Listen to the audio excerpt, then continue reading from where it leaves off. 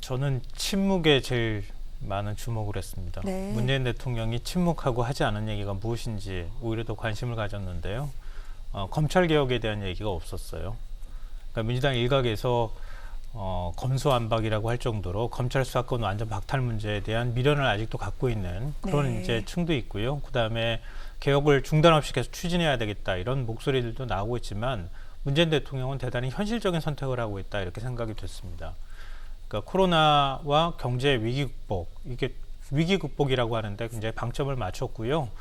그다음에 새로운 개혁 과제를 추진하기보다는 기존에 추진해왔던 개혁 과제를 어떻게 마무리하고 완성시킬 것인가 이 부분에 제일 관심을 두고 있는 것 같고 네. 또 하나는 특별하게 한 20분 넘어서 그러니까 특별연설 20분 넘어서 이제 꺼낸 게 한반도 평화 문제였어요.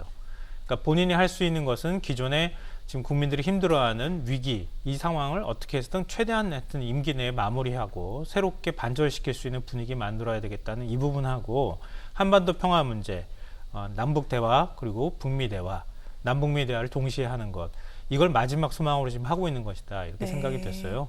그러니까 새로운 개혁 과제를 추진하는 문제에 대해 있어서는 민주당이 앞으로 만약에 개혁 과제를 더 강력하게 추진한다고 하면 문재인 대통령하고는 약간 엇갈리는 그런 행보가 나올 가능성이 있고요. 새로운 개혁들을 추진하는 데 있어서 대권 주자들이 아마 새로운 공약들을 내놓고 추진하는 과제들을 해나가야 될 상황이 아닐까 그렇게 생각했습니다. 아, 그렇군요.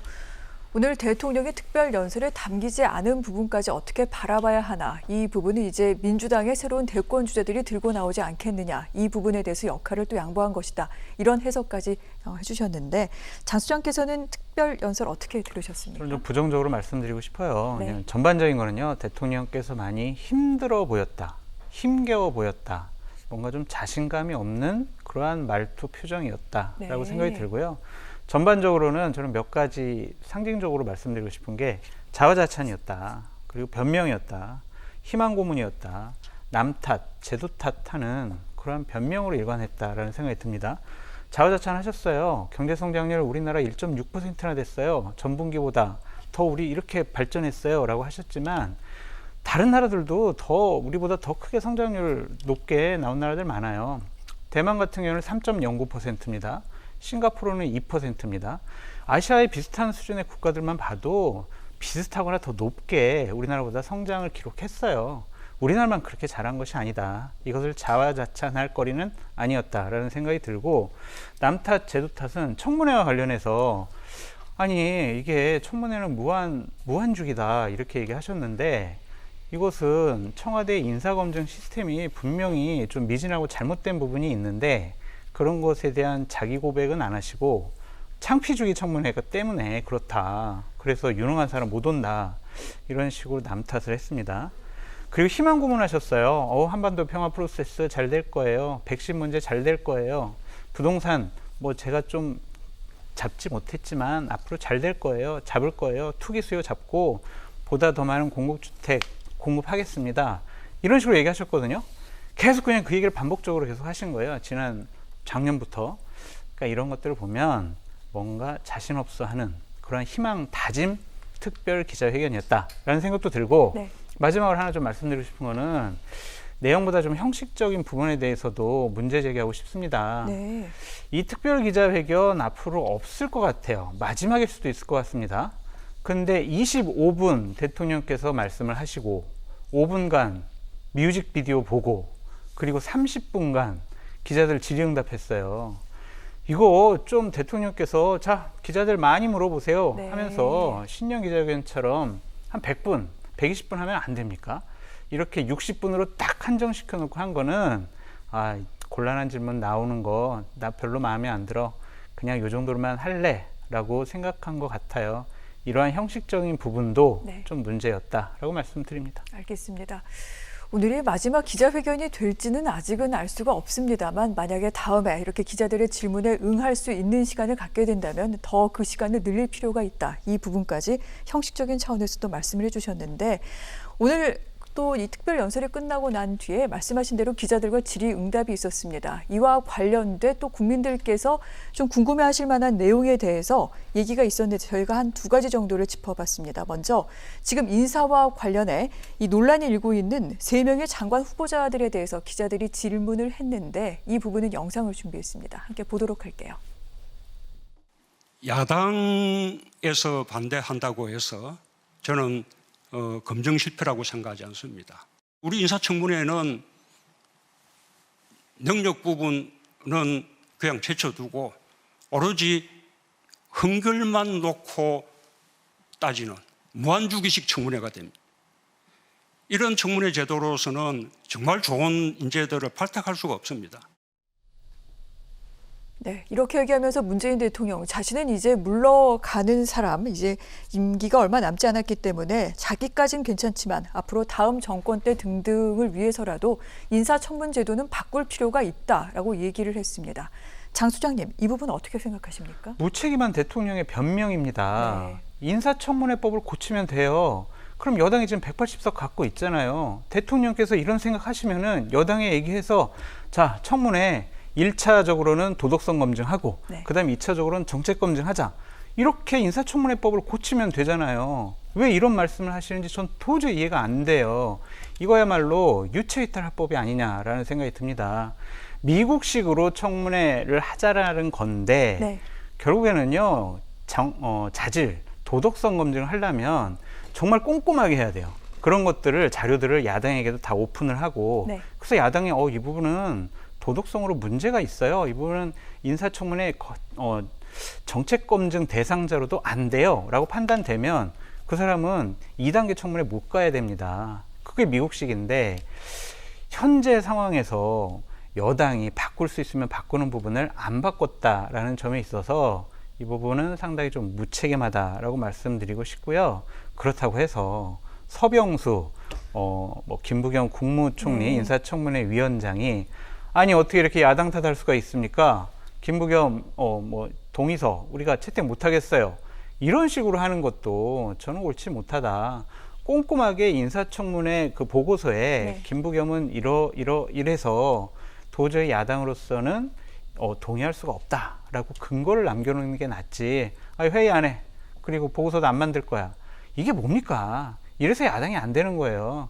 그러니까 이런 부분에 대해서는 여야가 인사청문회를 어떻게 제도적으로 고쳐야 되는지 머리를 맞대고 한번 법안 개정을 위해서 서로 노력을 해봤으면 좋겠다라고 말씀드립니다. 잠깐 부연 설명을 드리자면요. 오늘 김부겸 인사청문 회의와 관련해 이 인사청문 보고서 채택을 위한 특위가 있었는데 이 특위 위원장이 국민의힘 의원입니다. 서병수 의원인데 아시겠지만 국무총리 같은 경우에는 뭐 인사청문 보고서 채택뿐만이 아니라 사실은 임명동의안을 국회 본회의에서 처리를 해야 됩니다. 그래서 이 부분에 대해서 여러 가지 시간이 걸리는데 서병수 의원이 오늘 문재인 대통령의 연설을 듣고 야당에 대한 비판이 있었다라고 얘기하면서 아예 이 특위 자체를 열지를 않았습니다. 지금 이 부분도 문제가 있다라고 장 소장께서 말씀을 하셨고요.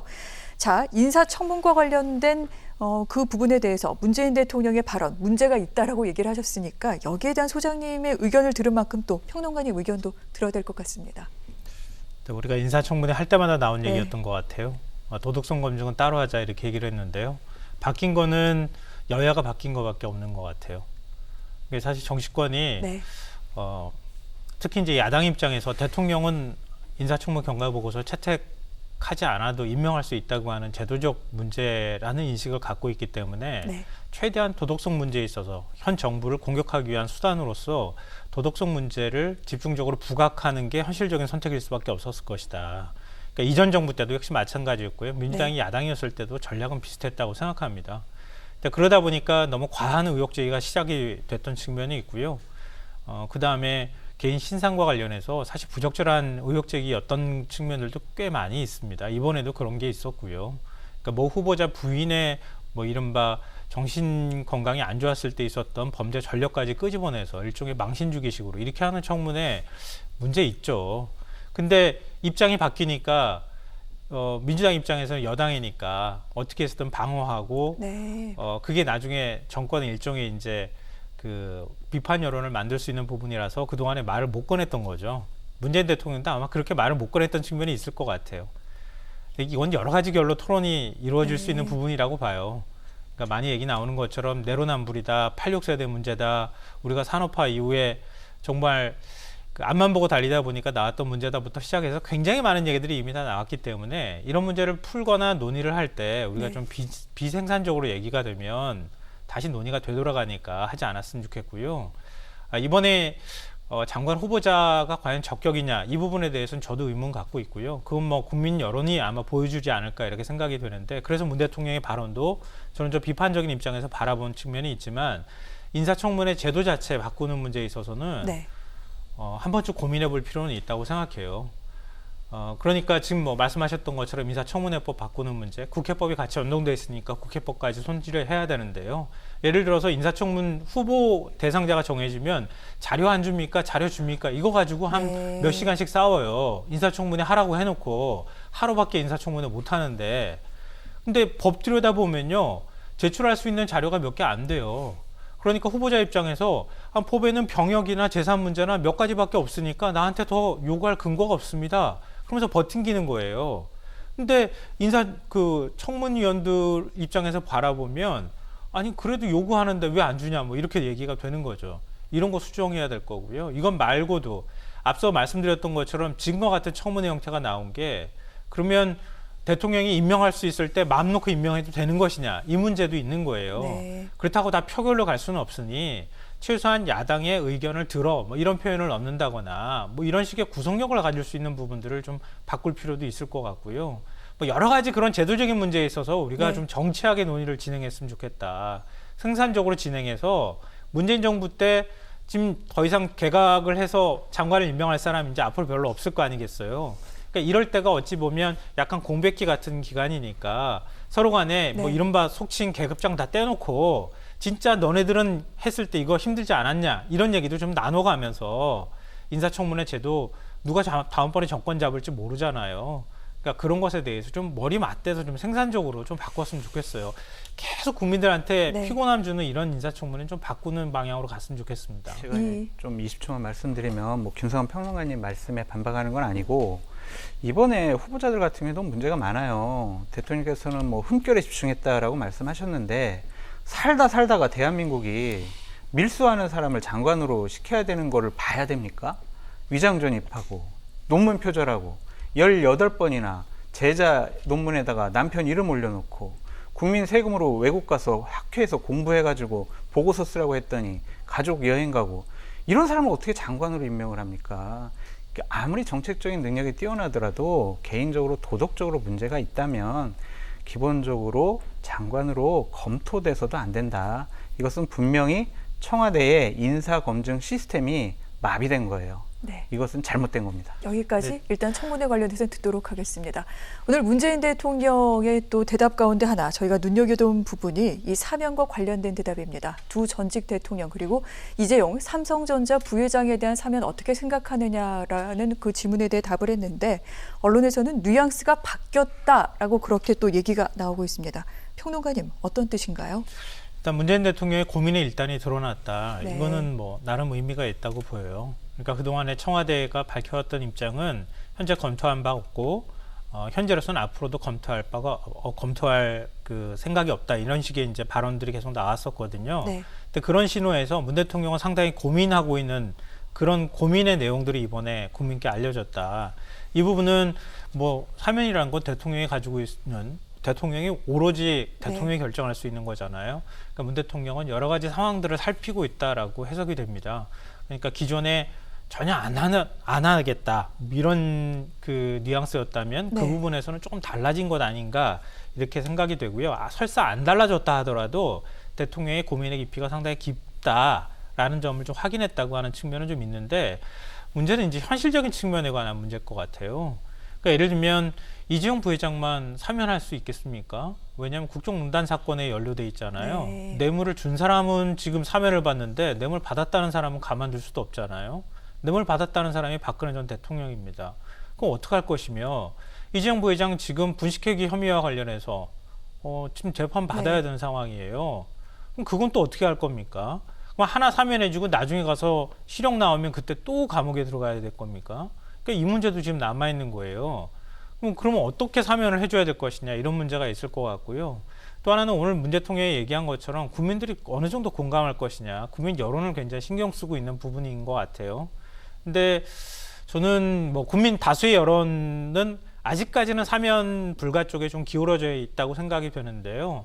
그것도 그거지만 문 대통령을 확실하게 지금까지 지지해왔던 지지층, 네. 그러니까 공정이나 정의라고 하는 화두에 굉장히 민감한 층, 그러니까 이런 층에서는 사면이라고 하는 특혜를 대통령이 베푸는 것에 대해서 상당히 부정적인 입장을 저는 갖고 있을 거라고 보거든요. 그러니까 그런 측면에서 만약에 사면을 단행했을 때 뭐 박근혜 이명박 전 대통령 사면 얘기 나왔을 때도 상당히 민주당 내에서도 논란이 있었고 이낙연 전 대표 지지율이 뭐 폭락하는 현상이 네. 나타났던 것처럼 문재인 대통령 지지율도 지금 30% 중반쯤 앞뒤로 왔다 갔다 하고 있는데 그것도 갑자기 20%로 떨어질 가능성이 좀 충분히 있다고 봅니다. 그러니까 그런 여러 가지 공감대에 관한 측면들, 국민 여론까지 네. 감안하지 않을 수가 없기 때문에 문 대통령 혼자서 사면하겠습니다 이렇게 결정할 수 있는 상황이 아니고 그런 주변 여건과 상황이 맞아야 된다고 하는 전제하고 그다음에 전직 대통령 사면론하고 이것까지 같이 이루어져야 되기 때문에 제가 생각하건대 대선 후보들이 본격적으로 입을 떼고 대선 후보들 간에 어느 정도 공감대가 이루어지는 어느 시점쯤 돼야 네. 대통령이 사면을 해도 부담스럽지 않을 것이다라고 생각합니다. 지금 당장은 좀 어렵겠죠, 소장님? 그렇죠. 국민 여론이 좀 만만치가 않고 네. 김성환 평론가님께서 잘 설명해 주셨듯이 그냥 다음번 대선 후보들이 건의하고 대통령 네. 받아들이고 그런 차원으로 진행이 되지 않을까 싶습니다. 알겠습니다. 자, 오늘 연설 얘기 짚어봤고요. 이런 가운데 방금 또 지지율 거론하셨으니까 저희가 취임 4주년을 맞은 문재인 대통령의 국정 지지율, 이 표를 준비했습니다. 지난주보다는 소폭 올랐습니다. 긍정 지지율 36%를 기록했고요. 부정 지지율 60.3%로 떨어졌는데 이 같은 36%의 지지율은 사실 이 역대 임기 말 대통령 가운데 사실은 최고치라고 합니다. 집권 4년째 지지율 가운데 가장 높다고 하는데 언론에서는 그런 얘기를 하고 있습니다. 결정적인 측근 비리가 없다는 점이 지지율 추락을 막아내고 있을 수 있다라고 얘기를 하고 있는데 이 조사와 관련된 자세한 내용도 전해드려야 됩니다. YTN에서 의뢰해 리얼미터에서 조사를 실시했습니다. 지난주 3, 4, 6, 7일에 실시를 했고요. 표본 오차는 95% 신뢰 수준의 플러스 마이너스 2.2%포인트입니다.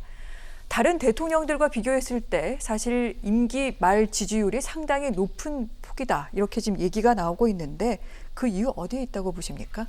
일단 문재인 대통령을 전통적으로 지지해왔던 지지층이 좀 긴장을 했던 것 같아요. 네. 그러니까 선거 때 심판은 정신 차리라고 심판은 할 수 있지만 그렇다고 해서 아예 망가져라 이렇게 해서 투표를 한 것은 아닐 거라고 생각하거든요. 그러니까 그동안에 이제 문재인 대통령 지지율이 한 80%까지 올라갔던 데에는 이른바 중도 부동층이라고 하는 지지층 그리고 문 대통령을 계속 지지해왔고 전통적으로 민주당을 지지해왔던 층이 네. 굳건히 뒷받침을 해줬기 때문이거든요. 근데 이번에 서울 부산시장 보궐선거 결과 보십시오. 그러니까 거의 국민의힘 쪽으로 한 60% 정도 표가 갔다는 얘기예요. 네. 그러면 전통적으로 지지했던 지지층도 이번에 심판을 했다는 얘기가 되는 거거든요. 중도층뿐만 아니라. 근데 그 전통적 지지층이 볼 때 그러니까 그렇게 회초리를 들긴 했지만 그래도 문 대통령이 아예 흔들려서 레임덕까지 가는 것은 안 되겠다. 그러니까 그런 어떤 위기감이 좀 발동한 측면이 있다 이렇게 생각이 돼요. 그리고 이 선거를 지나는 과정에서는 여러 가지 변수들이 생겨나잖아요. 그러니까 예를 들면 내로남불 논란이나 이런 것들이 상당히 좀 부정적인 영향을 끼칠 만한 측면이 있는데 그런 안 좋은 영향을 미칠 만한 요인들이 어느 정도 지금 사라진 네. 측면에서 좀 백신에 대한 대응이라든가 이런 거에서 좀 대응을 잘했으면 좋겠다고 하는 기대 심리 이런 것들이 같이 좀 작용한 것이 아닐까 이렇게 생각합니다. 네. 표 하나만 더 보고 장 소장께 질문을 드리도록 하겠습니다. 문재인 정부 남은 기간 적극적으로 추진했으면 좋겠다라는 희망 과제, 국민들은 이렇게 생각하고 있었습니다. 백신 확보 등 코로나 극복 29.5%, 부동산 시장 안정화 24.8%, 그리고 국민 화합과 통합, 일자리 창출, 한반도 평화 정착 등등의 순위였는데 보시는 거와 마찬가지로 코로나 극복 그리고 부동산 문제를 가장 시급하게 추진해야 될 풀어야 될 과제다. 국민들은 생각하고 있었습니다. YTN 의뢰 리얼미터 조사 지난 7일에 실시가 됐습니다. 표본 오차 95% 신뢰 수준의 플러스 마이너스 4.4%포인트입니다. 소장님 어떻습니까? 국민들의 바람대로 될 수 있을까요? 그래야죠. 대통령께서 말씀하셨죠. 네. 이렇게 국정 하반기라 하더라도 신발 끈을 놓지 않겠다, 더 조이겠다 그렇게 말씀하셨는데 기본적으로 저는 문재인 정권의 비판적인 입장이긴 하지만 대통령께서 중심을 잡고 국민들이 바라는 네. 여러 가지 일들, 백신 문제라든지 일자리 문제라든지 그리고 부동산 문제라든지 이러한 국민의 통합 이런 부분에 대해서 대통령께서 의지를 갖고 좀 1년 동안 마무리를 잘 하셨으면 좋겠어요. 그러니까 새로운 일을 벌리기보다는 그동안 여러 가지 개혁 정책이라든지 네. 국민적인 비판을 받았던 여러 가지 부분들에 대해서 약간의 수정과 보완을 통해서 국민이 바라고 원하는 눈높이에 맞는 그러한 마무리를 하셨으면 좋겠다라는 생각이 듭니다. 대통령이 흔들리면은요 국민이 힘들어져요. 그러니까 중심을 잘 잡으시고 네. 끝까지 정말 열심히 헌신해 주시길 바랍니다.